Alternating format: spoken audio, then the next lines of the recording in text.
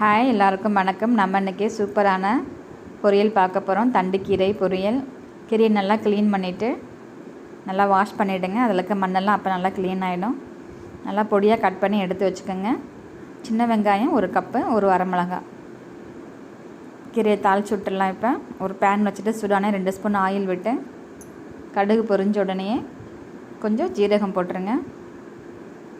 நல்லா பொரிஞ்சிருச்சு. இந்த டைமில் சின்ன வெங்காயம் வரமிளகாய் போட்டு நல்லா வதக்கி விட்டுக்குங்க.